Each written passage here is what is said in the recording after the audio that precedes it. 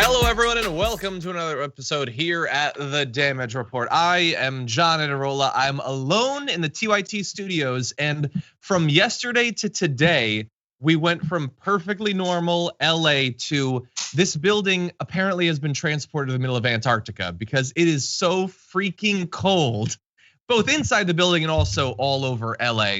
I'm joined once again by Jayar Jackson. Jayar, why is it that when it's like 61 degrees in LA, it feels like it's the middle of the tundra? Well, I hate to say it this way because I'm not one of those guys. Because we're chumps, but that's okay. We're supposed to be chumps. That's why we're here. You know, I was born here and I grew up somewhere else. When I came back, the reason I came back is because I was never supposed to be in those other areas where it was cold, where 60 degrees was warm and people run outside with shorts on and say, "Yeah, summer." No, that's no. Yeah, we're made this way. Our skin is thin. I guess dragons like it hot. That's just the way it is. Yeah, notice that both of us are wearing like extra layers. We're inside. We're not like doing this from the deck of a ship or anything. But for some reason, it's just so freaking cold. Anyway, that would be cool. So most of this hour, we should have a remote shoot one day from the deck of a ship. See how that goes. That'd be awesome. I've shot on the deck of a ship. I don't recommend it. And it was in the North Pole. And I think it was warmer than I am right now, actually. I literally have shot from the deck of a frozen ship and it's colder. So thank you for joining us, everybody. Most of this hour is gonna be me complaining about the temperature. But other than that, we also have, the attempted subversion of American democracy. That's ongoing. We're gonna be talking about that. We've got a white conservative cosplaying as a gay black man. That's always fun, and getting caught in it, that makes it even more fun. And we're also gonna be talking, I know, it's just the most ridiculous news because we're a ridiculous country that is deserving of no respect and will get no respect. Absolutely. So anyway, thank you to everybody for joining us. Please hit the like button and share the stream if you haven't already as we proceed through this hour of news. And as you chat along and comment along and send us super chats and tweets and all that, we'll respond as we go. I can see some already coming in here, including one from Nat A who says, first super chat here. I love the show and the Dragon Squad. I named myself the Crochet Dragon. That's pretty cool. I like that. I can imagine a knitted dragon, still terrifying, but also cozy. I could use a crocheted dragon around me right now, actually. Anyway. I love it that there's folks that are watching that are giving their own Dragon Squad names. It's awesome. I think someone shot something to me. They said Money Dragon, but I was calling her Money Dragon because that's just cool. But yeah, no, everyone's getting dragon names. I love it. There's enough to go around. Well, with that, there's also enough news to go around. So with that, why don't we jump into this thing? Yes. Donald Trump is not content just to sort of block in every way he can Joe Biden's ability to set up his own team for the transition. The other thing he's doing is pretending that he is going to need new employees. So according to two sources familiar with the situation, as well as written communications reviewed by the Daily Beast, the White House Presidential Personnel Office is still in the process of vetting candidates for job openings in various parts of the federal government, positions that the White House intended to fill by early next year. So they're still like receiving resumes for new jobs while they're firing people, which we'll turn to. And we're also receiving all these reports about people in the White House who are like, oh my God, I gotta get my resume out there. How am I gonna get another job? As if there's any question. They're horrible Republicans, they'll get hired somewhere. But anyway, Jayar, they're still doing this. It's like, wasn't there an episode of a short story arc of The Office where you just pretend that you're the boss? And you pretend to fire people and it becomes true? It seems like there's a story for The Office and Veep every 5 seconds when it comes to this administration. And I've seen neither show. I've seen like one episode of The Office and that's kind of it. But apparently I need to catch up because the real life things that are happening apparently happen in sitcoms every day. No, there's so many layers to the way this is going, the way people are trying to find a way out, prepare for their next life. But you mentioned how Republicans will still have a job because they'll hire terrible Republicans no matter what. The new ones are the ones that are in trouble Because if this was like K Street, specifically K Street, people trying to work with lobbying firms to try and use their influence. In case people don't know the way it works, if you've been in Washington already and you make some connections, you get to go out then make more money by going and influence those same connections because those are your buddies to do the bidding of these companies. That's lobbying in a quick nutshell, right? So many people that may want to go to that route, if the only thing on your resume is you worked with this administration, they're pretty much not gonna hire you because you're too polarizing. So they're like, well, how many buddies do you really have in Washington, especially right now after your guy who's sitting in the White House with his arms crossed like this won't leave, and then when you finally leave, you're associated with him. That's you now. So the new folks who they don't have a very in-depth resume are really in trouble as far as getting jobs. And then they're also being blocked from doing so after the news started being revealed that they were doing this. So you need to get another job so you can pay rent. You try and go get that job on a legitimate basis. This administration is blocking you from doing it, or else they'll fire you, and then you'll lose your last 2 months of any kind of money. And you're just stuck in this circle. They really don't care about anyone, even the people who decided to stick with them through this horrible administration.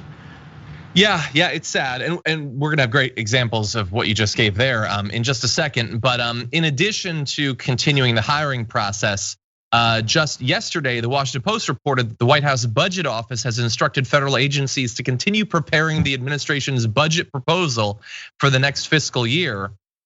But like, it's not gonna be your budget because you're not gonna be the administration. Because you lost the election. I know, they don't accept that, but like it's not gonna happen. What do you think the plan is?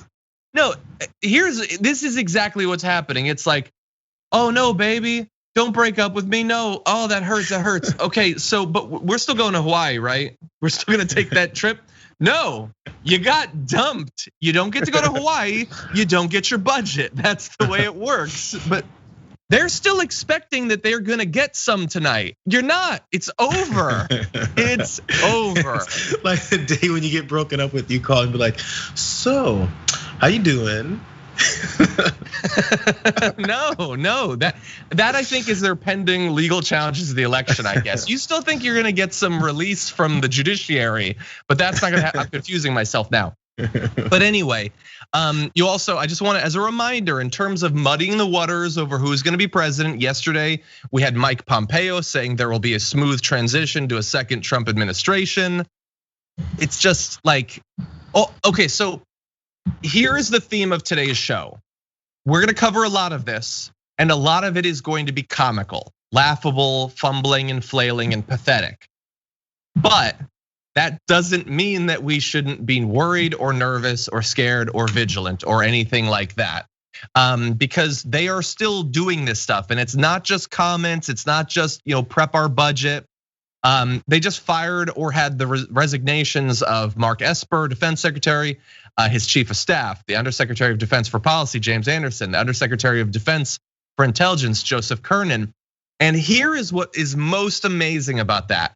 I'm gonna read a tweet from Bill Kristol, something that I don't normally do, but I have a good reason for it today. So they did those firings, but take a look at the ripple effect that came from those firings. So Bill Kristol tweeted, a sign of the loyalty oath atmosphere now at DOD. When Jim Anderson was fired yesterday as acting Undersecretary for Policy, he was given a clap out as he left the building. The White House called to request names of any political appointees who joined in so that they could be fired. So the people who, like, the thing from TV where like they walk past all the people who are clapping, they're gonna purge the clappers. Oh, no, the level of petty. Okay, it's already where if you do anything that's right, it's been the way for most administration. If you say something that's correct, if you say something factual and it's in opposition of the president, your job is already in danger. And then the further and further he falls into this abyss of insanity, the more and more petty he gets. So you can leave, but if anyone claps, how do you monitor the clappers? Oh yeah, Jimmy in the corner was clapping. Well, there are devices that can monitor clapping. I've heard of them on TV commercials before. Maybe they're using those. Oh, you clapped on? No, clap off. Clap off out of this building right now. I can't. No, we've said it many times already, but it's unprecedented. This is the level of petty that you're going with. Someone clapped as someone left the building, so you're fired. Who are you going to replace them with? What's the process for getting hired? You can sit down. Where do you see yourself in 5 years? Would you clap if someone left the office? Like, what are the questions you're asking people? What are the qualifications to fill these roles for people who clapped?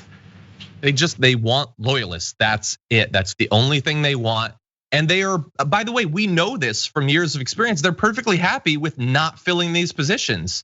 Yeah. They're perfectly happy with the government not functioning. And if it is gonna function, it's gonna function only by having loyalists in place. They've been weeding people out.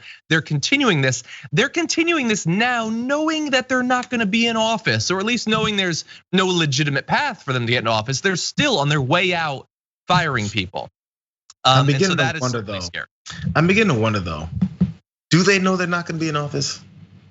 I don't know. Well, that's the debate that we're gonna have in just a little bit. Yeah. But this, the pretending, the budget things, the firing, as well as the loyalty purges, that is truly scary stuff. We need to talk about a relatively new show called the Republic, or UNFTR. As a Young Turks fan, you already know that the government, the media, and corporations are constantly peddling lies that serve the interests of the rich and powerful. But now there's a podcast dedicated to unraveling those lies, debunking the conventional wisdom.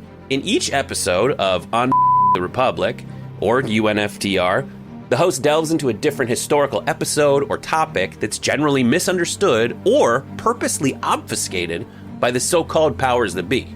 Featuring in-depth research, razor-sharp commentary, and just the right amount of vulgarity, the UNFTR podcast takes a sledgehammer to what you thought you knew about some of the nation's most sacred historical cows. But don't just take my word for it. The New York Times described UNFTR as consistently compelling and educational, aiming to challenge conventional wisdom and upend the historical narratives that were taught in school. For as the great philosopher Yoda once put it, "You must unlearn what you have learned." And that's true whether you're in Jedi training or you're uprooting and exposing all the propaganda and disinformation you've been fed over the course of your lifetime. So search for UNFTR in your podcast app today and get ready to get informed, angered, and entertained all at the same time.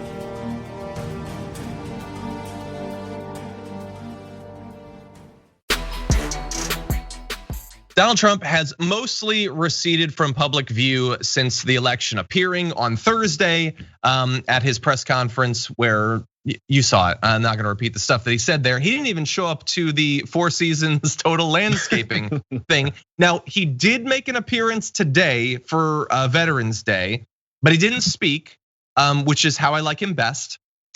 He's a you wanna see him, not hear him kind of guy.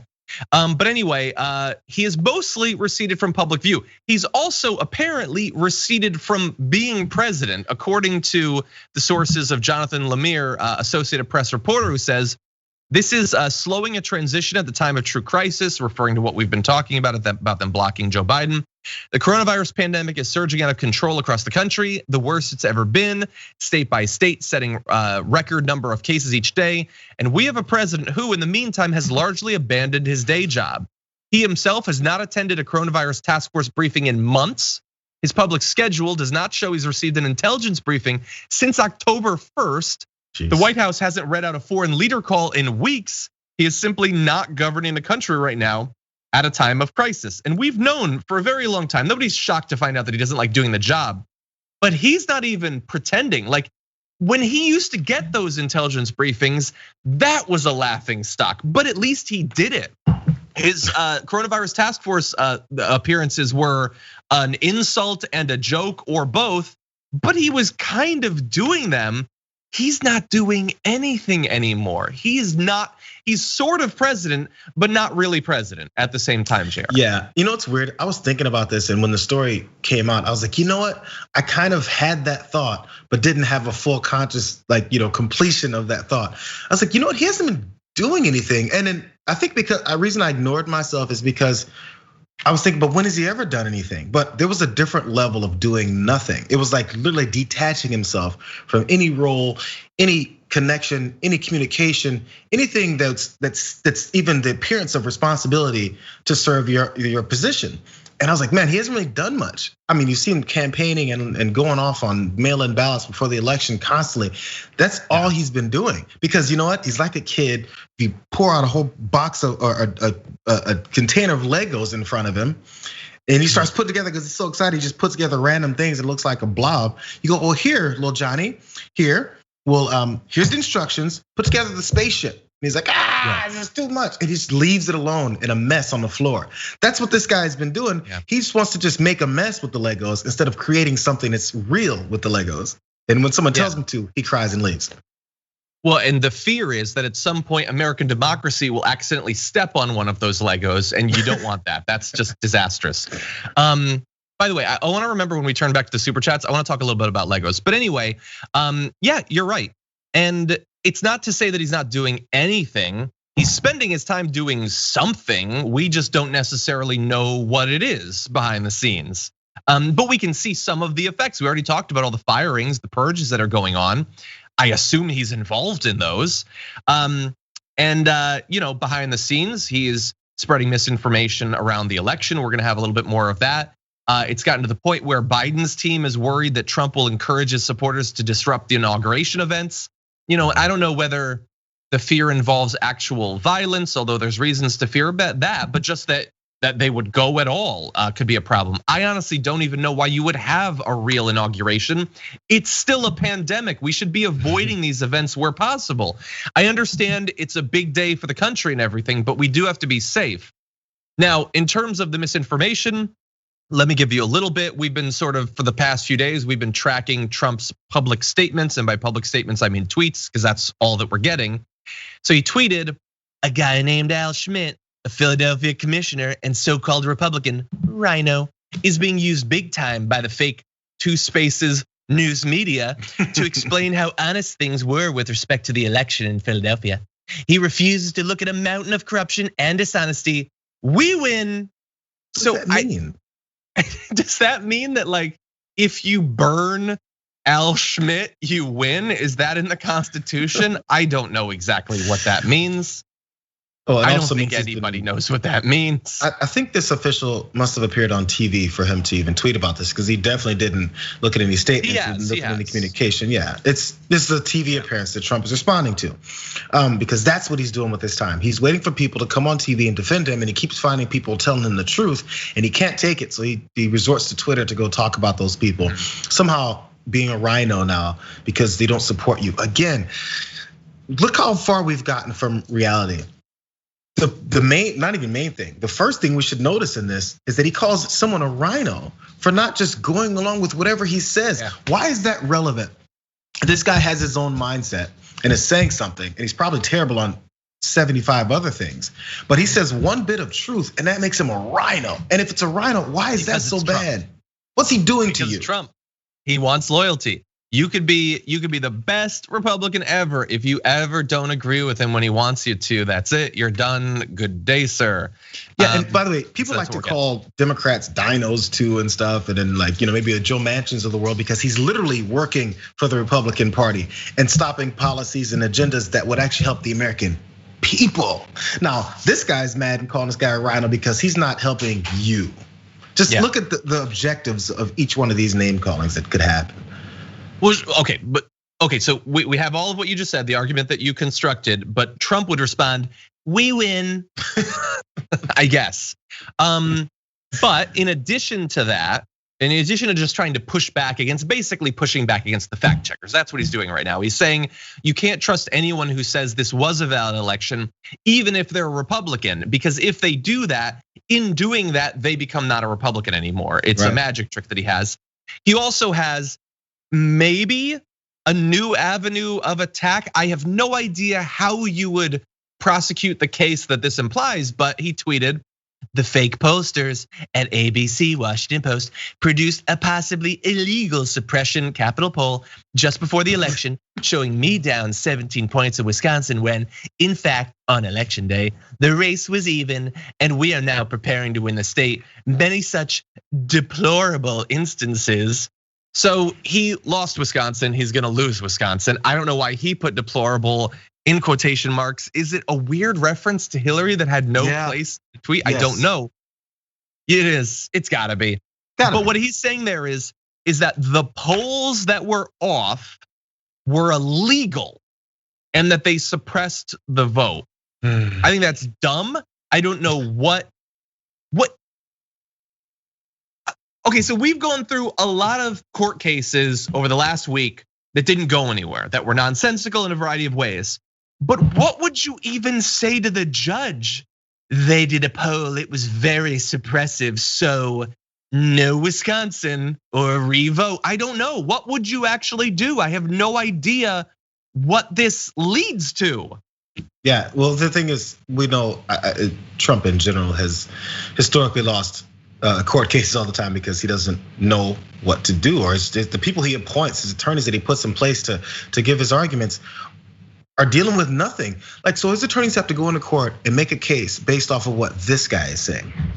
Of course, he's confused as to why it's not working. He doesn't know how evidence works because it goes back to his own ego and his brain. He thinks, I say it, it's true. It's literally all it is. Facts actually have no place in my world. If facts are in front of me, all I have to do is say no, and it goes away. Because that's what's happened his whole life. People have allowed him to get away with this kind of behavior his whole life. So now he's confused. He's a 5-year-old that doesn't know things aren't gonna always go your way. And if you want things to go your way, you have to work hard, maybe do some responsible things every once in a while. No, he just says it and thinks it's gonna go. And then every time he loses, he's like, well, let's change the person who's making these decisions. That's all it is. Yeah. Okay, so I want to ask you, Jayar, and the audience a question. We've just showed you some of the ridiculous flailing, and it's comical. It doesn't make any sense. And so the question is, are we not taking the threat that they could do something more seriously? That maybe a court will look at this insanity and say, I don't care, it's fine. Yes, it was an illegal suppression poll, you won Wisconsin or whatever. Or that, before, so the December 8th is the day to certify the results, that one state will just be like, you know what, we're gonna do the thing that people have been worried about for a couple of months. So we're just gonna give him the votes. He didn't win, we're gonna give him the results. And then between then and the 14th, in theory, you'd have the rival slate of electors. I will admit, I have been sort of writing this off more and more each day because the lead that Biden has in each individual state is too big to overthrow. He has won too many states to just overthrow one and still win. But should we still be more worried? Should we be, should the Democrats be doing anything? Like, it's one thing for me, an idiot on YouTube, to not be doing anything. But so far the Democrats aren't doing anything. They're like, Biden is getting ready to be president, but Chuck Schumer is just celebrating, his reelection effectively, or reelection to the leadership. It seems like the approach is to let them kind of flail until they get tired and the tantrum's over and they fall asleep. Now, I'm okay with that approach right now. It's been like a week. I'm okay with that approach for right now. But then what the thing is, after that, be prepared for that potential next step. Because again, as we mentioned, he's purging people from not from justice. Some folks from justice are quitting because of what Barr's saying that they should be doing.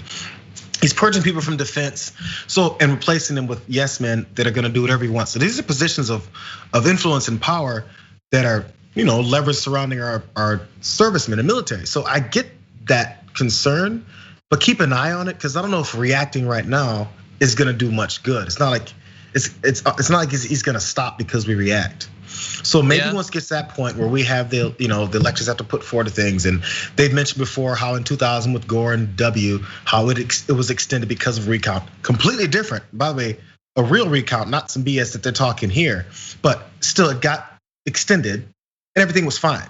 So let's get to those dates first. But in the meantime, let him flail, let everyone laugh at him, and but still keep a serious eye on what he's doing. He can do a little bit of both, I think. Yeah, I definitely think we should be, and I would argue that people are. They're following that be prepared thing, the SCAR principle. But should the Democrats, for instance, in the Pennsylvania state legislature, which is controlled by Republicans, and in theory, they've already said that they wouldn't, but they could just say, no, we're sending electors that are gonna support Trump. What if they do that? If they do that, what happens, what do the Dems in the state legislature do? What do national Dems do? What do we do? What do you watching this program do?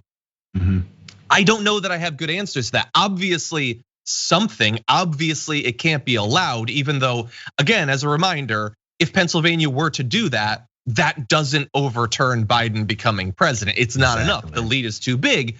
But if they did it, and if Arizona did it or whatever, then that still wouldn't be enough. I'm not sure, but something could happen. And basically, I have always erred on the side of respond more than you possibly need to so that bad things don't happen. I think that is a safer way to live when the future of your democracy is at stake than the alternative. But in terms of right now, I guess we have to be ready to do something, in theory, going into the streets, especially because I don't think that Chuck Schumer and Nancy Pelosi are really taking any of this seriously. I would argue they're not taking anything seriously, but I don't know what specifically else we're supposed to do until we know what the form, like with Gozer, what is the form of the end of American democracy? How do they do it? Do they do that by Supreme Court? Do they do it by the state legislature? Does Trump just ring the White House with tanks? I don't know. By the way, did you know they're building another fence around the White House? Like not in addition to, or they took down this non-scalable, or are they adding? No, there were already 4. They're building another bigger one. There was scaffolding to build a bigger one. Yeah, until we know what the form is, I don't know what we're supposed to do. Yeah, that's what I'm trying to respond right now with any kind of actionable things. I'm not sure what those actionable things would be that you would do. You can talk about what he's doing, you can demean them and call out their BS every 5 minutes. We can do that. And at this point, again, like you said, what can you do? You can't go in and take him out now, because even if he conceded, you can't go take him out right now. So what's the point of dragging him out, kicking and screaming? It's kind of, we have to wait. But still, again, keep an eye on it. So I really don't know if there's something we could do. I'd be down to do it right now, but what else is there? Yeah, well, the only thing I will say is, and this is in terms of meeting the narratives that are out there, and it's partly for us, but it's also potentially advice for the audience, is there are extremists on this question. So we're sort of saying we gotta be ready, but we don't know exactly what we're supposed to do. So we're not gonna put all of our attention to it. But there are people who are saying effectively, Trump is totally doing a coup. That is the only thing you should be paying attention to. And generally, whether it's stated or not, the attached little argument to that is get off of Joe Biden's back. Let's not have, like today, the Sunrise Movement put out their wish list for cabinet positions. There's pushback against Rahm Emanuel being in. Rashida Tlaib and AOC have been messaging around what progressives should do. The argument is generally stop with all that nonsense. Trump is trying to do a coup, so don't pay attention to this. There are also people on the opposite side who are like totally checked out from the possibility. They think Trump has already totally lost 100% in every way, not just electorally. There's no chance of anything happening except a possible White House upper decker. That is the worst of our worries right now. And so I would say both of those are probably wrong. I think we can dwell in a productive middle ground that both puts pressure on Joe Biden, but also make sure that Trump doesn't squeak out some sort of authoritarian way of staying in office. Come on, man. Like the advice to not talk about what Joe Biden could be doing as he implements his administration has absolutely nothing to do with paying attention to what Trump's trying to do as far as not accept the results of the election. Bro, we're adults. Come on, this is government, this is politics, these are politicians. They can do more than one thing at a time. And every other human in this country can do more than one thing, can think. We're not even doing anything. Can't think of more than one thing at the same time. And some people are saying, oh, call it a coup. Fine, okay, fine, call it a coup. But still, what actionable things can we do besides call it a coup? That's what I'm saying. Keep calling it out, keep saying what he's doing, and then move on. But if you're higher up as far as the Joe Biden stuff, wait a few minutes and we'll see what happens. I don't know what else you can really do. Yeah, I get what you're saying there. You were saying, and I see one comment on Twitch from DeGrave who says, "I'm worried about faithless electors." I get what you're saying, but again, remember there would have to be a lot of them. Like this isn't a 270 win where one faithless elector throws this thing. There would be dozens of us effectively. There would have to be. By the way, if there's one faithless elector, let's start talking about them now. So if they could, like, basically we mentioned how Bernie Sanders called out exactly, which a lot of people did. It wasn't just a Bernie Sanders thing. A lot of people called out exactly the way Trump would approach this election before he did it, and he did it. He did that playbook exactly step by step. And it was called out, and it looked even more ridiculous because people said, "Hey, didn't we just say you were gonna do this? This is a game, right?" So it kind of it breaks down what they thought was gonna be this. Oh man, this is a breakthrough moment. Look at this breaking news. Trump decides not to accept the election. Everyone knew that already. So if you think the electors are gonna do what they're gonna do, call them out before they do it. And if they wanna do it, they already look like, the fools that they are. Yeah, I agree. So voter fraud, did it actually happen in the 2020 election? You've probably heard a lot of theories of the conspiratorial variety, but at least according to the New York Times front page today, election officials nationwide find no fraud. And we're gonna run through a little bit of this in just a sec. But before we get to it, I think we can learn a lot from people's actions. And I have an action for you that I want to analyze. And this is Texas Lieutenant Governor Dan Patrick, who just yesterday said he's offering up to $1 million to incentivize, encourage, and reward people for reports of voter fraud in Texas, even as there's been no evidence of mass voter fraud, and experts say it's rare. Patrick said that anyone who provides information that leads to a conviction will receive at least $25,000. That money will come from Patrick's campaign fund. Now, assuming this isn't illegal, and I have no idea if it is, he's free to do this. But can we acknowledge briefly that you generally don't offer $1 million for evidence of voter fraud if evidence of voter fraud is already apparent and all over the place? Exactly. This is what you do when you are hunting for something that you can't find. $1 million for a photo of Bigfoot. $1 million to track down the guy who stole my bicycle. That's what you do when you are facing no other option and all you have is your monetary resources. So let's just acknowledge that very briefly. It's the first logical thought you could possibly have, but many people miss that. No, I'm glad you said it because it really could escape you because you're too busy thinking about, oh man, can they do this? $1 million. But the first thought really should be, wait, why you needed to pay someone for tips when you just told us it's rampant? It's that ends it from the beginning. I mean, when Crime Stoppers puts out a call and says, "Hey, if you reward given to anybody who finds the culprit that was in this bank robbery photo," if someone goes and finds them, you give it to them because they haven't caught the guy yet. They don't say, "We have this guy convicted for the bank robbery. Can anyone give us some tips? We'll offer you $1 million." Well, you have him already.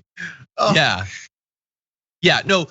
So I'd like to announce that 2 things. 1, we've caught the killer, but 2, I've always wanted to make it rain. So let's find some more killers up in here. No, that's not how it works, Dan Patrick.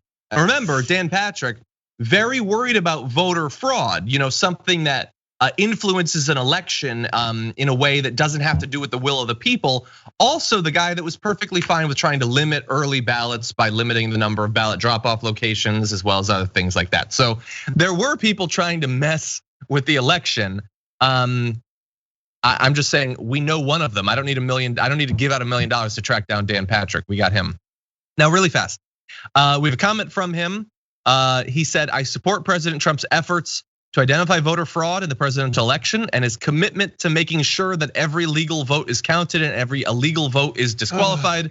The delays in counting mail-in ballots in other states raises more questions about voter fraud and potential mistakes." Sure, it raises questions in that you have raised questions, but they're not good ones. They're not legitimate ones. And I was gonna swear there. You are not one to be trusted, I will say. So yeah, all of this is Dan Patrick doing what all of the grifters in and out of politics on the right have done. It is a signal sent to one tiny orange man to say that I'm on your side. I think this thing was stolen from you too. What do you get out of it? What's Dan Patrick getting out of this? I'm sorry, I keep asking the same questions. What's the end game here? They're not dumb. He's been in politics. He knows this is over. So at the end of it, what's gonna happen with your name? What's gonna happen with your position, your legacy? What's the point of this? What does he have on all these like guys? Him more? It's crazy. Maybe it's just, I know that a lot of Texas voters that are conservative like Trump. So Trump is saying it was stolen. His voters believe that, so I have to say it's stolen, so they'll like me too. It could be as simple as that. I don't know. It's sad no matter what. But also, and by the way, $1 million, you can get 25,000 if something leads to some kind of, what do they say, conviction or something. And it's coming from Dan Patrick's campaign coffers. Am I right? Is that what it said? So people who gave to Dan Patrick because they support him for some reason in Texas, their money's now going to help defend Donald Trump on his wild goose chase for some evidence of voter fraud. So if you gave $25 to Patrick, if you gave $1,000 to him, that's where your money's actually going. People give money to a campaign because they support the candidate who's running. And then this goes and gets sent over to someone else who's lying about a different campaign. Does that make any sense? Yeah, well, if it makes you feel any better, and it won't, I am willing to bet $1 million that nobody gets $1 of that $1 million. First of all, because there's no voter fraud. Second of all, because it's not gonna lead to a conviction. Third of all, because Dan Patrick doesn't wanna give anybody money because he's a Republican. Maybe you should run a, maybe you should start up a GoFundMe and get you, well, Trump is doing that, but yeah. So that's not gonna happen. He provided no evidence of voter fraud. And by the way, back in October, he claimed that Democrats were trying to steal the election. And if the president loses Pennsylvania or North Carolina or Florida, they'll lose it because they stole it. And so he was saying that before, now it has happened. And so what do you know? He still thinks it was stolen because again, like there is no difference other than money between a random Republican governor or senator anymore and the dumbest, least informed Republican voter. They have to say and believe, or at least pretend to believe, the same things to keep their base fired up.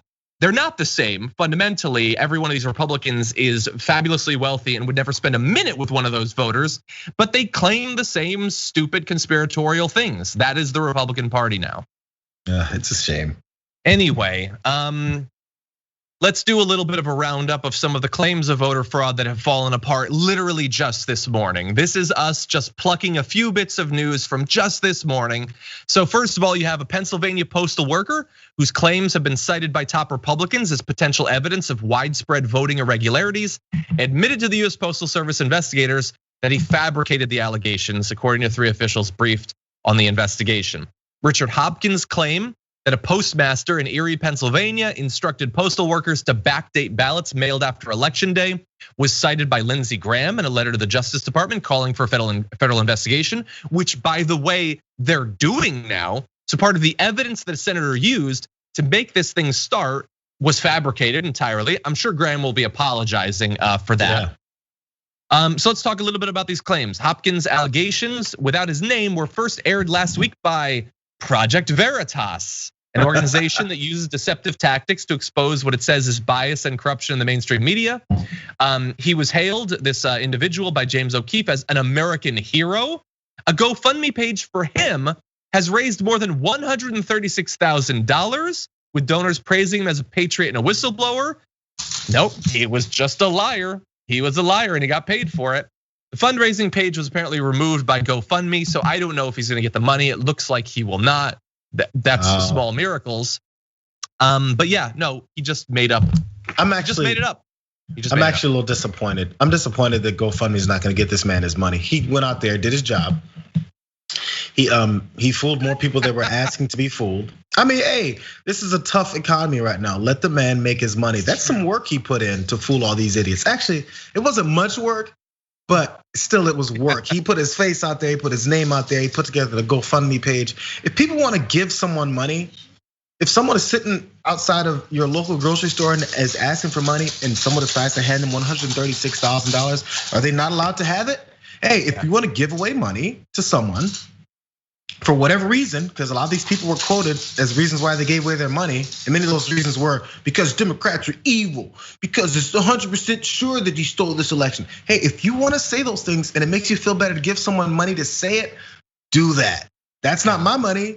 Give away your money. I never criticize anyone for giving away money to someone that's asking on the street.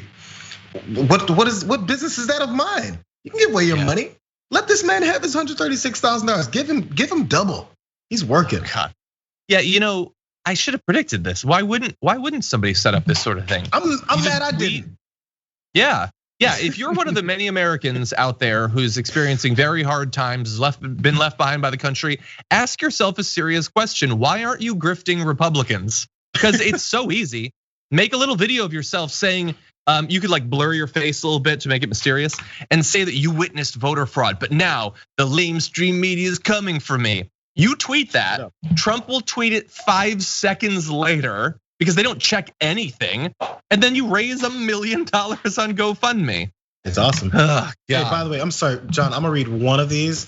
One woman, she donated $100 this guy. She wrote, as she donated, "I'm an American patriot who wholly supports this man's actions, and I pray for his future and pray true Americans step in to help him through this. You're a warrior and a hero." Hey, legally, all she said was, "I'm an American and I support this man's actions." This man's actions are to lie to you to get money. You support it, take his money, take her money. Yeah, she supports it.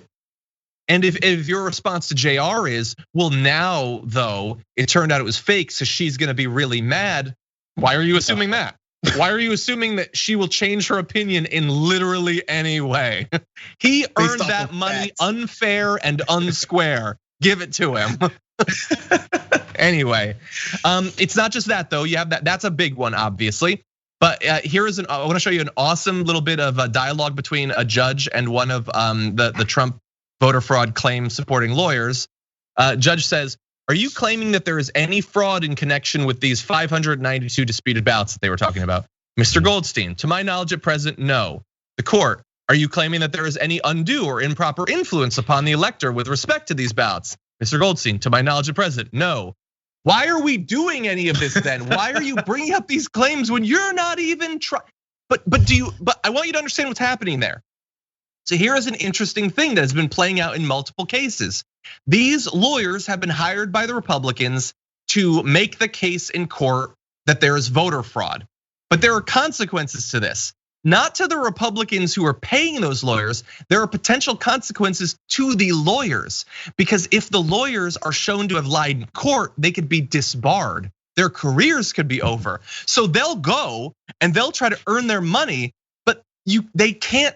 We'll see, at least most of them, they can't specifically in a way that can be proven lie. So at some point they will go up to the brink of that cliff, but they're not gonna jump for this. It's their bodies splattering on the ground, not the Republicans who paid them, not Rudy Giuliani. And so that's why you get these insane back and forths in court. But they expect him to. We've seen this throughout. This guy who's calling Donald Trump, his life, he'll take people and make sure that they're loyal to him, and there is zero loyalty back. If they destroy their lives and their career, you know what he thinks of them? Good, thank you. You served your purpose in life, is to serve me, destroy your life, and be gone. Now these attorneys are beginning to not think that way. We'll see how far they get with this. And he's gonna replace him with more attorneys that are willing to jump off cliffs for him. Yeah. And really fast, I want to run you through just a couple more cases of how ridiculous these claims are. Republican Philadelphia City Commissioner, who I think is the one that Trump was talking about, says they looked into a list claiming dead people voted. Quote, "Between everything else that we're doing, we looked it up. Each one of them to see what their vote history was. Not a single one voted in Philadelphia after they died." But it's not just them. CNN also looked into 50 names that have been mentioned by Donald Trump and his orbit as evidence that dead people voted in Michigan. They found 37 of the 50 were dead and didn't vote. 5 are alive and did vote. 8 are alive but didn't vote. None of them were dead and voted. CNN, it's not like they did. They took lamb guts and looked through. You can just look up the names and find out. And no, those 50 names were entirely fraudulent. But I think there is no better visualization of how insane these cases have become than Laura Ingram's show. Take a look at this photo of her interviewing a Nevada poll worker. Oh my God. Who is in a smoke-filled room and has been blanked out. Come on, bro. Yeah. Do they have a GoFundMe? I think they should have a GoFundMe. We've gone full sitcom now. It's full on. This is straight up like, I feel like if you turn on those old 90s sitcoms and they want to make fun of the witness protection thing or the anonymous witness thing, and they accidentally lean forward and the light shows their face, Like it's exactly what it is. And then the disguised voice. Come on. So throughout this interview, I only listened to like the first half early because I thought this is my favorite thing today. They didn't ask who you're afraid of coming after you for speaking this truth. By the way, her truth. I don't know if you can get to the details of this story. Were you going to do that, John? Because it's awesome. I have little interest, but really fast because oh my God. So this lady says she works outside of some polling location. She saw a Biden-Harris van roll up, plastered with Biden and Harris on the side because that's what nefarious ballot stealers do. She rolls up with a plastered van that has their name all over it. People walk up with boxes of envelopes, and she's like, "Oh, that's odd. They got a bunch of envelopes." And then people come out of the van and take the envelopes, and the people that are exchanging between them start writing on these ballots and doing something weird. And then Ingram goes, "How do you know they're ballots, though? I mean, you're from far away." And she goes, "Well, once I got closer, I said, those are ballots." So number one, these people rolled up this intricate presidential stealing scheme. They roll up in a van that has their name on it. Then they, in broad daylight, start signing and changing ballots on the side of the van, outside of it, not in. And then when your idiot behind walks up, they don't notice you looking over their shoulder, seeing that they're ballots. Come on, bro. But you get a slot on Laura Ingram's show with a shadow to tell this story. Come on. Hey, show your face so you can start your comedy career is really the best way you can go about this. Come on, man. Somebody on Twitch said this is a bad Dave Chappelle sketch. Yeah. This is the plan. It's stealing an election in a van down by a river. No, that's not how it works. It's they walk into the Philadelphia vote counting thing. I got you fake ballots here. Anyone order some fake Biden ballots? This is so stupid. It's so stupid, but why wouldn't it be? The people who are spreading this are the dumbest people in America. We have collected the dumbest, most gullible people in America, and we've said, go, give us your election stealing story. What do you got? They don't got much in any way. The whole thing is so dumb, dumb. How come the anonymous lady isn't collecting Dan Patrick's $1 million yet? I don't know. Well, it's bad, I guess, but the shadow. But you know what though? Georgia is going to do a hand recount of the presidential race, a hand recount. So maybe they can. Maybe it's legal. Maybe nothing bad will happen. You can do these in states. Recounts happen, and you know what happens when they do recounts? They usually do find a few ballots that were wrong or were logged the wrong way, or it turns out you have to disqualify them. And so usually when you go across, you canvass a state in one of these recounts, like 100 ballots changes. Biden is winning by tens of thousands of votes. There is no legitimate recount that is going to result in him losing. And they know that, again, they know that. John, this is an unprecedented level of presidential stealing.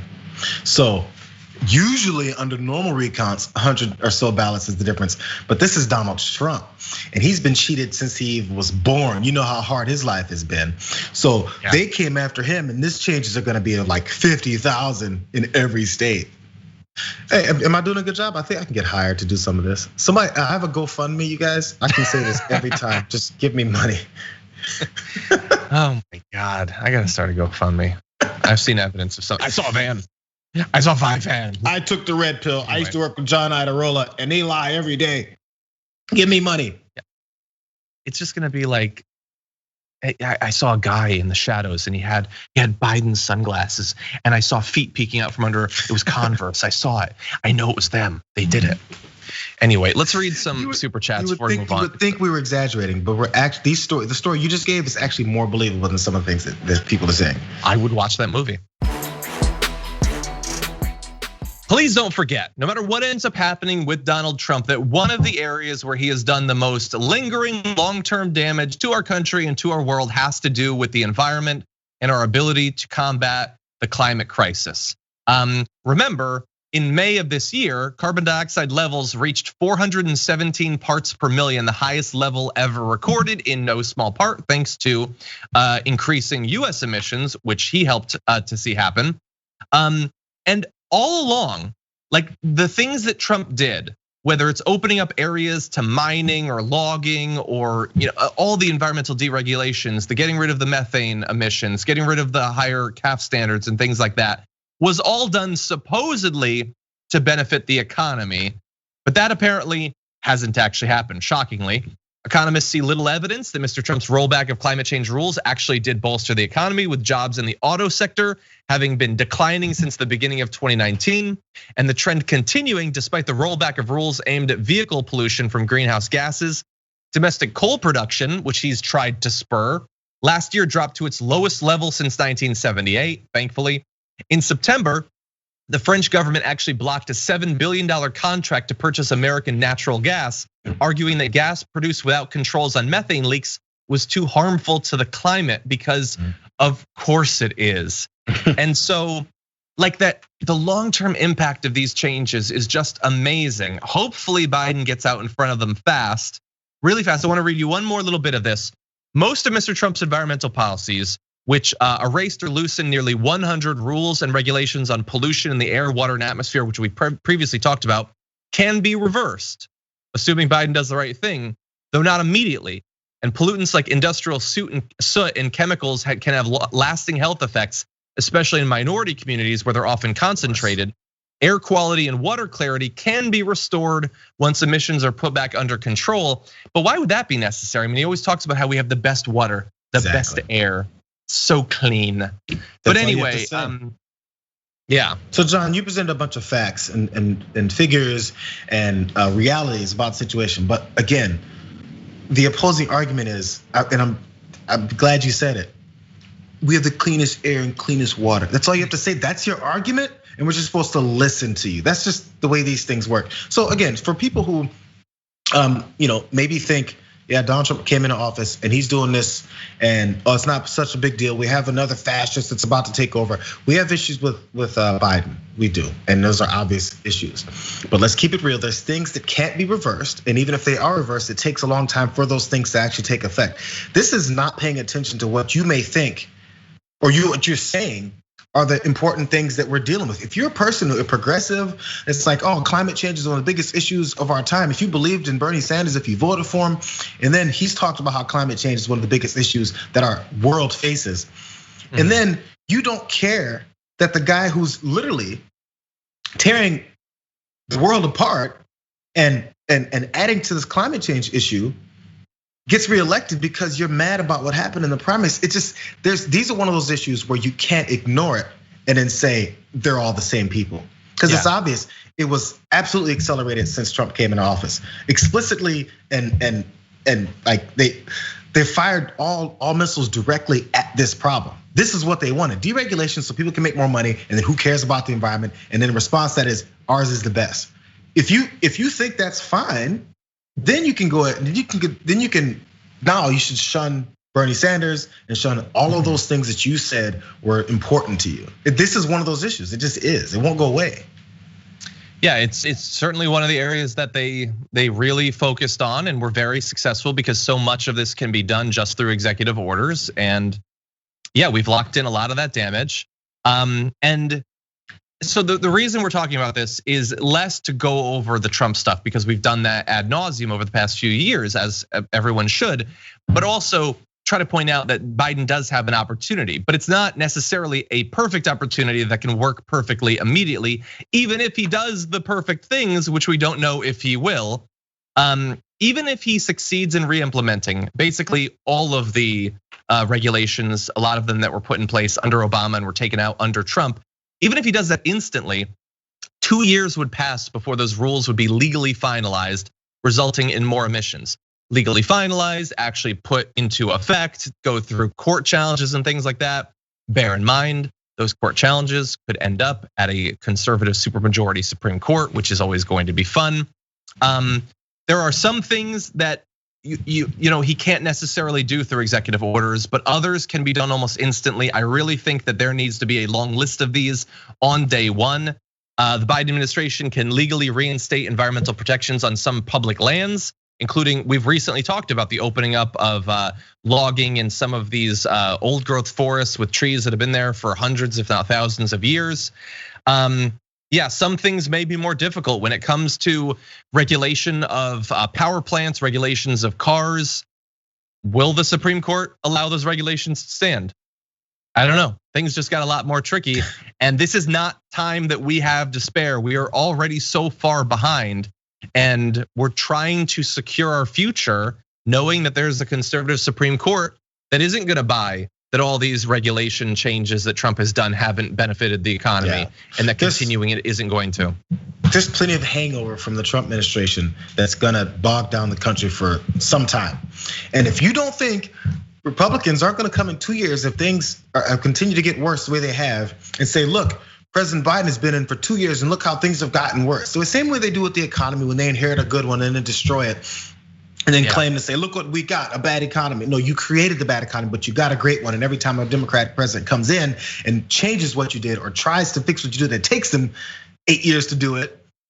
And then you go to destroy it again and blame them. If you don't think they're gonna do that with things like this, you're crazy. They know how this works. They know that there's a hangover. They know that it'll lag into the next person's administration. And then they can then blame them for those issues. Yeah, you're 100% right. But anyway, this has to be an area that he comes out the gate swinging. We'll deal with the future consequences, but he at least has to do the right thing. Everybody, by the way, should take a little bit of time to go and look. The New York Times did a great write-up about this, about the Sunrise Movement, their wish list for the Biden cabinet, including on issues of the environment and other things too. We'll see. We'll be watching. Will Biden let us down? Probably, but we'll be here to see. This is a weird one. Everyone, brace yourselves. There is this former GOP county commissioner in Pennsylvania, Dean Browning, who posted a very strange tweet on Tuesday afternoon. I want to jump right to it. So let's take a look at the conversation. So he had tweeted, what Trump built in 4 years, Biden will destroy in 4 months. Okay, so then there's a response from Dunkus5. That's not what's important. What's important is the response to Dunkus5, which says, from Dean Browning, verified, I'm a black gay man and I can personally say that Obama did nothing for me. My life only changed a little bit and it was for the worse. Everything is so much better under Trump though. I feel respected, which I never do when Democrats are involved. So bit of a quick fact check. Dean Browning is neither black nor gay. So that's the problem. We're gonna go through a few more iterations of what all this is, what's going on here. But Jayar, what does your gut say about Dean Browning's tweet there? We got a Kevin Durant situation is what we got. Except this one actually means something. Kevin Durant situation. Kevin Durant, NBA player, one of the top players in the league, champion, multiple champion, MVP, all this. He doesn't like how people get on it because he switched teams and people got mad because he's a traitor to one team, went to another. The same sports arguments that actually don't mean anything in the real world. They're fun to discuss. So he doesn't like being clowned online because he's a 20-something-year-old guy who's very well known and very popular. He's like anyone else who's a 20-something-year-old guy who'd be on the internet and doesn't like people talking trash about him. So he created some burner accounts and started defending himself on like Twitter and everything, maybe Instagram, I don't know. Yep. And he did the same thing. Finally, there was one time he forgot to switch back and the Kevin Durant profile said, well, I think Kevin is this and you guys are that. And they're like, you think Kevin is, huh? Yeah. At least that one was just funny because he's just defending himself off of his, what people are talking about him on the internet. But it was hilariously embarrassing. And he said, I'll do it again because who cares, right? But Browning, this guy, this is the playbook. If you see people online telling us, I'm a black man and I told you guys forever that Democrats suck. Okay, fine. Like, by the way, if you are a gay black man on the internet and said Obama sucks and he's done nothing for your life and Trump is awesome, okay, happy for you. Sit back down. What is that doing for me? Your lies. Yeah, I know. Well, and look, I have comments. I want to run through his response to this because obviously, most people assume this was a guy who has a sock puppet, but he forgot to log into the sock puppet and accidentally tweeted from the wrong one. He tweeted out later, regarding the tweet that is going viral from my account, I was quoting a message that I received earlier this week from a follower. Sorry if context was not clear. Oh, maybe because there was no context. Trump received record minority votes and record LGBTQ votes. Many people won't say vocally, but do in private. Yes, I'm sure he was quoting without quotation marks directly from someone who'd sent him exactly the thing that he wants to say in private, but not in public. Yeah. That doesn't make much sense. Here's the thing, look, There are obviously some black and some gay Trump supporters. That is a thing that exists. And I'm sure that if you're part of that community, or if you are a Republican politician and you want that community to be larger, you probably hate the idea societally that those people don't exist. You don't like that that's the narrative out there, even though it's largely statistically true. You know what hurts that case, your case against that narrative, the counter narrative? It is when you find out that people are pretending to be black and gay and conservative, or when bot farms are creating a million of the same exact account that always tweets that they're black and gay and they love these things and it's clearly a bot. That doesn't actually help you in practice. Yeah, you got plenty of bots. Like the guys that have positions like this don't even need to. There's plenty of fake people saying. By the way, that's like a template statement right there.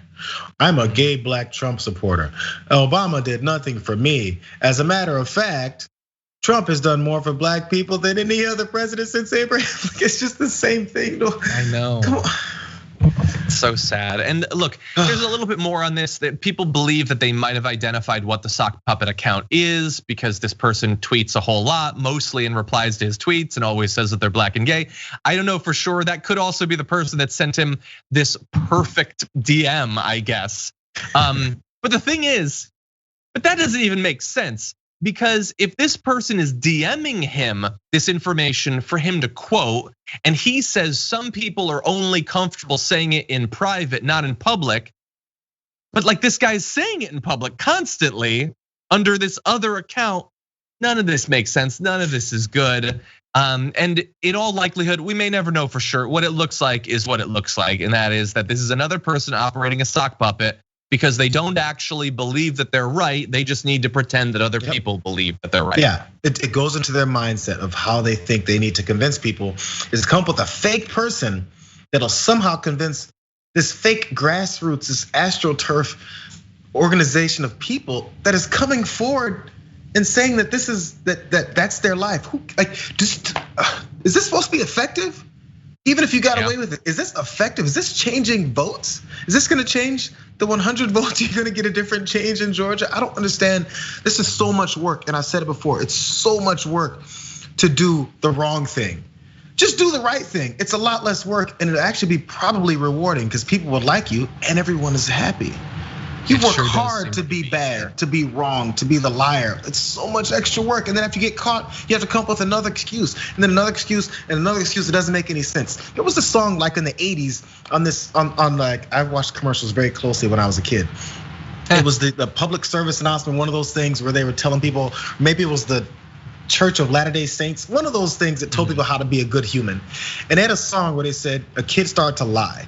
And then once he lied, he had to lie about the lie and then lie about the lie. And it was a song that said, you tell one lie, it leads to another. You tell two lies, oh brother. Like they taught kids this song. I'm trying to find this now because that's, if anybody remembers, finding some posts about that. Yeah, if we're gonna find your random song that Cassie for some reason knows. Yeah. Wait, I think it was Buzz Lerman. Oh, it might have been a Mormon.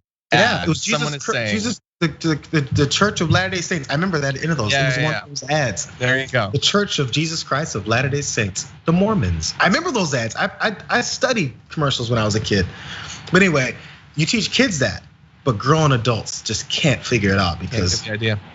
Yeah, this has been a good hour of discussions of 80s music, and we got some more hits coming up for you after this. No, anyway, Jayar, thank you for joining me as always. The news, this is a weird one. This is a weird day in the news, and we might be facing like 10 more weeks of that at the very least. But appreciate you taking the time out to join us. If anyone notices or remembers the Tell One Lie song the ad that I was talking about, I have a GoFundMe account, and if you'd like to support me. I mean, I'm not gonna. Give me one donation, it leads to another. Give me 2 donations, oh brother. Anyway, okay, Jayar. Thank you. Have a good one. In addition to the many obvious reasons that Donald Trump would probably prefer to remain as president after this January, there are also a few reasons lurking in the background, things that are waiting for him if he has to go back to being a private citizen. And joining us to break down a few of the most important for the soon-to-be former president is a senior Washington correspondent for Business Insider, Dave Levinthal. Welcome back to the program. Hey, great to be with you, John. Great to have you here. So Trump, president now, soon to be private citizen, assuming all of this tomfoolery and shenanigans going on doesn't work out for him. So in terms of his legal future, he as president has faced certain types of challenges, but he's also been protected in a variety of ways, correct? Sure has. So being president of the United States comes with a pretty big perk, which is presidential immunity.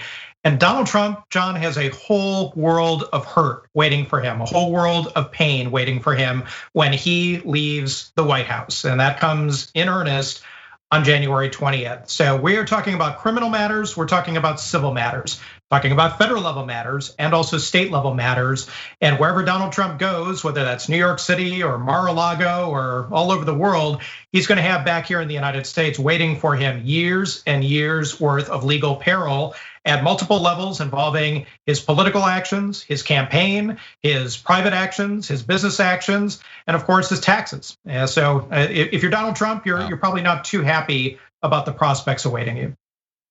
And so just to be clear, there's no remaining protection against a variety of different sorts of lawsuits. There's no, I mean, other than like hypothetically norms or something like that, but there's no longer any DOJ protection, any memo saying they can't be indicted or anything like that. Not really. So once Donald Trump leaves the White House, leaves the presidency, he loses any immunity and he becomes a private citizen again. So take the Mueller report, which in the midst of 2020, it's easy to forget about what happened and that Donald Trump was actually impeached and put on trial earlier this year. But basically, the Mueller report, if you remember, laid out a whole variety of ways that Donald Trump potentially could have obstructed justice. And if Donald Trump leaves the White House and impeachment is no longer really the one remedy to go after Donald Trump for those types of violations, you could potentially have the DOJ, the Department of Justice, going after Donald Trump again. We have active matters in New York State. The state attorney general and the district attorney in Manhattan are going after Donald Trump for various business-related affairs. So yeah, put that all together in a big soup, and it's a number of different things that we've identified that Donald Trump is going to be dogged by likely for months, if not years to come. So based on what you've seen coming out of the DOJ, or at least talked about from Joe Biden and his team, how likely do you think those actions are? At least we could set aside the New York stuff, but the stuff that would involve the DOJ, has Biden given any indication that he would be interested in pursuing any of that? Does he need to be involved for the DOJ to continue any of those sorts of investigations? So the second part of your question first is that no, Joe Biden wouldn't necessarily need to be involved in the Department of Justice under a Biden administration going after Donald Trump. Now, Joe Biden has already said, hey, look, what I'm gonna do with the DOJ is basically let the DOJ be the DOJ. So he's kind of telegraphing at this point that he's not going to have a very hands-on type of control over that department. Perhaps in a way that Donald Trump has been criticized for, where Donald Trump and Attorney General Barr have had a very close relationship, perhaps closer than what we've had in the past. So bottom line is that if the Department of Justice did want to go after Donald Trump, it would be their prerogative to do so. But those state level matters that we just mentioned, those could actually be the bigger issue for Donald Trump, in the sense that the federal government, well, it's just not simply involved. That's a state level matter and something that's separate and apart and stands apart from what's happening at the federal level. Let me ask you one more question before we turn to New York, though, on those federal matters. Whether explicit, I can remember some quotes from Obama about this. It doesn't seem like generally when a new president, a new administration comes in, the DOJ starts pursuing legal matters against former presidents, either because their crimes weren't as obvious or maybe a norm. I personally think that virtually every president has done things that domestically or internationally would run afoul of the law. Do you think that it is likely that they will do that, knowing that we're already a very divided nation. Donald Trump talked often about prosecuting his political enemies, and any action by the DOJ could hypothetically be spun that way from the right. Joe Biden definitely seems that he wants to turn the page. He wants a sort of return to pre-Trumpian normalcy, if you will. So the notion of setting up some sort of Truth and Reconciliation Commission or going aggressively after Donald Trump at the federal level doesn't necessarily seem to be in the cards at this point. But of course, Donald Trump has broken so many norms. Donald Trump has been a president that unlike any that we've had in modern history. So by virtue of that, or as a result of that, we could be talking about a different reaction to a post-Trump presidency by the incoming administration than we've had before. I wouldn't take anything off the table at this point. I also wouldn't take off the table the notion that Donald Trump could possibly consider pardoning himself. He's definitely pardoned other allies of his, and if Donald Trump feels footsteps coming, don't put it past Donald Trump to try to use the powers that he has remaining over the next 9 weeks in order to get out of a situation. Far-fetched? Maybe, but hey, a lot of things have been pretty far-fetched and have come true over the past 4 years. Yeah, and it of course would be within his power. And like if we're talking about norms, this is less outside of the bounds of norm. Well, pardoning himself certainly, but presidents often spend the last month or so of their presidency tracking down people to pardon, whether it's their former fundraisers or donors or people who justifiably deserve it. So he could, in theory, simply say he and his family and Stephen Miller and Jared Kushner or whoever could not be investigated, could not be sent to jail. How exactly would that work? Would that affect the New York stuff that we're talking about for him and his family for the rest of their lives?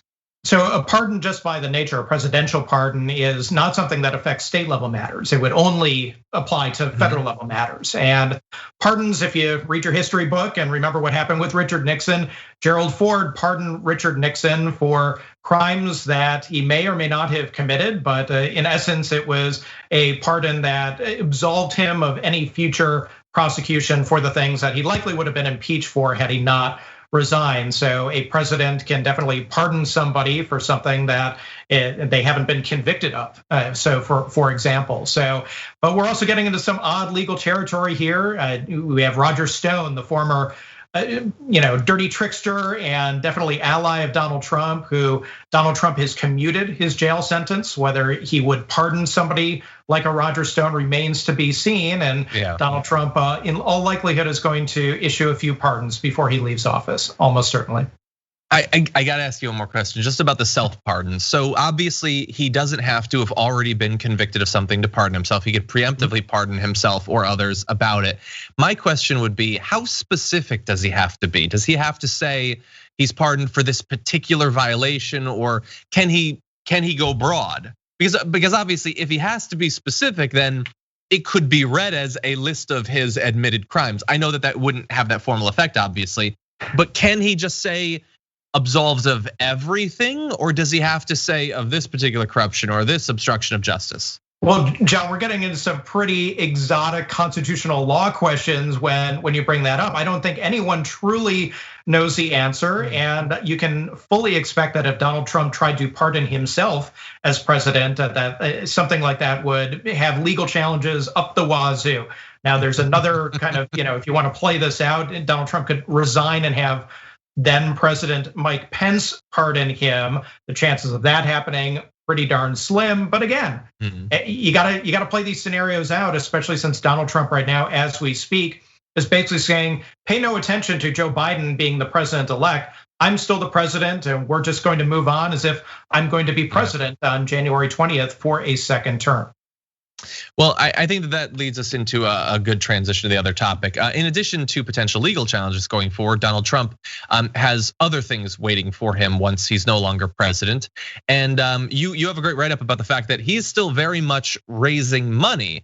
Even though the campaign's over, the election is done, he's raising money, and not all of it appears like it's going to go to campaigning or whatever. Can you tell us a little bit about the ongoing fundraising of the president in his campaign?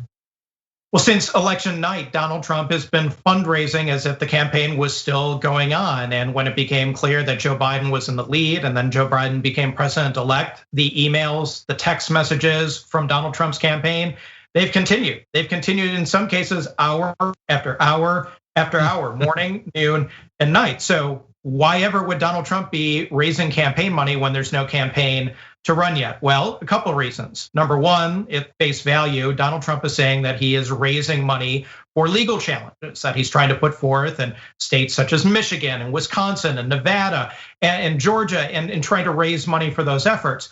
But when you look at the fine print, John, of where this money is actually going, the fine print spells it out. Some of the money and in the initial portion of any donation that anyone makes to Donald Trump right now is going for debt retirement. Okay, so to retire any debt that his campaign has. And it's also now going toward a political committee that Donald Trump has set up, something called a leadership PAC that ostensibly could be used after Donald Trump leaves the White House for giving money to other politicians, for setting the stage for a Donald Trump comeback in 2024. Unclear as to how that money would be used.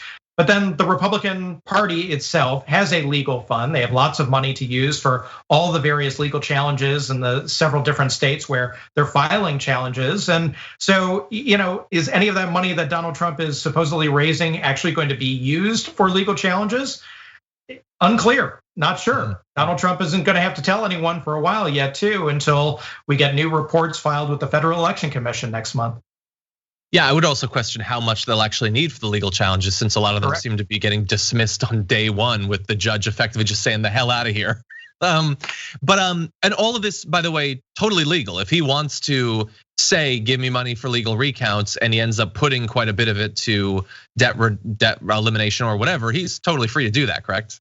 Yeah, he may be bamboozling some of his supporters, or people may be making a $10 or $100 or $1,000 donation, expecting that money is going to be used to fight ballot fraud in Pennsylvania, but then the money is actually going to pay off some vendor who Donald Trump hasn't paid in his campaign from months ago. So we don't know where this is all going to go. Again, there will have to be an accounting of this coming up, but we don't get this information in real time. So as a result, yeah, Donald Trump effectively is raising money for purposes that at best are unclear and at worst are being used for something completely different than he's really presenting this to be. Is it legal? Yeah, it's illegal, but that also speaks sort of to the laissez-faire rules that we have for campaign money in a time when we're quite literally talking about a federal level election, president, Congress, and whatnot that cost $14 billion with a B this time around, which is about twice as much as we had just the last presidential election cycle. So,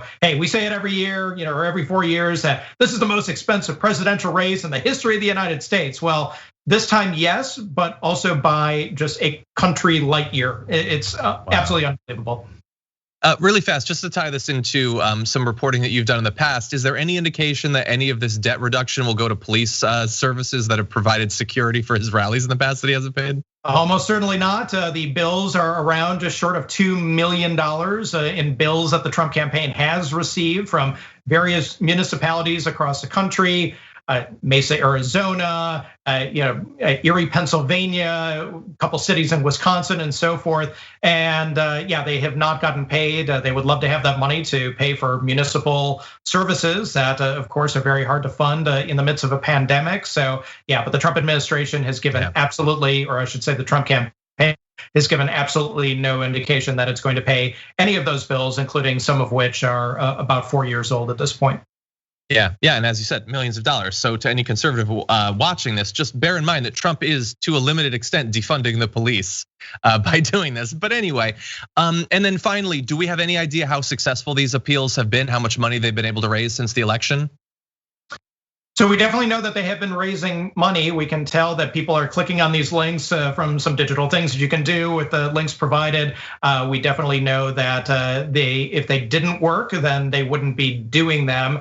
But whether we can quantify, we can't quantify, bottom line, whether it's in the hundreds of thousands or millions or tens of millions of dollars. And we won't know to a T until next month how successful they have been. But in the meantime, don't expect that the Trump campaign is going to stop. If you are on his email list or his text message list, you're gonna keep getting these suckers. Well, let me ask one quick follow-up to that, because since the election, I know Stacey Abrams raised several $1 million in just a few days, and they publicized that, as successful fundraising efforts often do. They say how much money they've been able to raise. Is this out of the norm at all, that they're not trumpeting how much money they've raised specifically for the recount battles or the legal challenges or anything like that? It's all voluntary and it all depends on the campaign. Now, campaigns at any point in time can release information about their fundraising. What they're legally obligated to do is another matter. So the Trump campaign and any political campaign isn't going to have to release financial information for sort of the post-election period until early December. So I don't expect the Trump campaign is going to put dollar figures out there, although they could if they wanted to. And so that's just a kind of a quirk of election law and how it all works. And I should note too that Democrats definitely have too been using this post-election overtime period as a absolute opportune time to go and raise money and try to fill their own coffers, because in essence, Trump has been pushing back so hard. Exactly. And anyone watching this that wants more information, whether about the legal challenges to come or about the fundraising, Dave's work is available. You can go and read a number of great articles written about these topics on Business Insider, and I would definitely advise that you do. Dave Levinthal, as always, love your reporting, and thank you for joining us. Hey, thanks so much for having me, John.